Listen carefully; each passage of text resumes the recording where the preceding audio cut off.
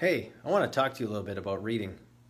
A lot of people think that we have sight words that have to be memorized because they're spelled in a goofy way, and then we have these other words that are like regular words that, because they're spelled in a phonetic way, we can just sound them out. And they think that there's this discrepancy between sight words and regular words, and that's not quite true for how we actually learn to read as mature readers.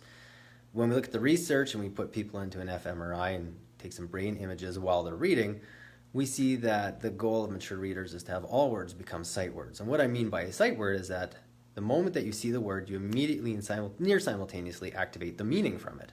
And that's the overall goal of reading. You see a word, you get out the meaning, you see a word, you get out the meaning, you see a word, you get out the meaning, and you go along like that without much interruption until you finish the sentence and you comprehend the whole sentence, and then you go by sentence and you comprehend the whole paragraph. So what we know about this is that the ultimate goal of reading is to have all of these words become sight words. In other words, to have words get locked away into long-term permanent storage. And what that allows is immediate recognition when you see a word, and also immediate retrieval. So if you're writing and you're writing a sentence and you need the word laughed, like the little boy laughed out loud, you don't even slow down. Your pen doesn't come off the page, and you just flow right through the word laughed without interruption. And that's because you have the word laughed stored away in long-term permanent storage. Now, why is this important? We know that words don't get tucked away into long-term permanent storage unless it's processed across 3 levels. You need visual processing because you're looking at letters with your eyes. You need language meaning processing because that's the ultimate goal of reading, is to extract the meaning so you can comprehend what you're reading. And you need sound processing.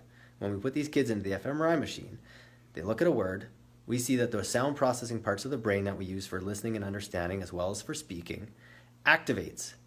So this is really good to know, because what we see with most of the kids who come in with poor reading is they've got difficulties or challenges in the sound processing system. And what do I mean by sound processing?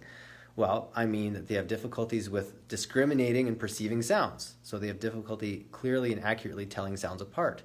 Or maybe in a word they have difficulty pulling out each sound, and they tend to miss sounds or misperceive sounds in the middle of words. They have poor sound memory. If you have kids who say ambulance or hospital or encyclopedia or anything like that where a multisyllabic word breaks down, that's a hallmark of phonological difficulty or sound memory problems. We also see difficulties with sound awareness, so kids being able to say, what was the first sound, what was the last sound, what was the middle sound? And a big hallmark of this is poor speech, because your mouth's not going to know what to say unless your brain is telling it which sounds to say and which order to put those sounds in. If your brain can't do that because the sound processing system is weak, you're going to have manifested with speech sounds.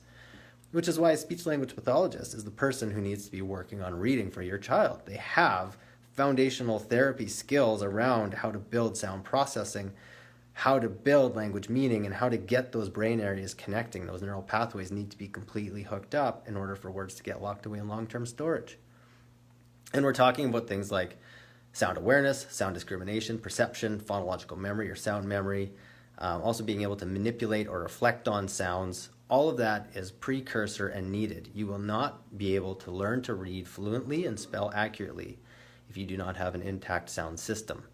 And I also see a lot that the sound processing system is underassessed. When I see children who come in and they've had a lot of assessment previously, a lot of extra work, they've been doing a lot of things ever since kindergarten, and they're in grade 3 or grade 4, and I'm looking through all of the records and all the assessment records. Nobody has gone in and looked at the phonological processing system, and certainly not gone in on a deep dive and looked deep enough. And again, if there's anything going on in the speech system, you might as well get that sound processing checked, because again, the brain is telling the mouth what sounds to say. Sometimes the mouth doesn't know how to say the sounds the brain tells it to, but lots of times it's getting bum information from the brain. So that's my soapbox today. Sound processing, you need it. Your child will not read fluently and spell accurately without it, and it's a big disconnect right now for a lot of kids. And I encourage you to make an inquiry about that. You could maybe even come in and talk to me. It's not a bad idea.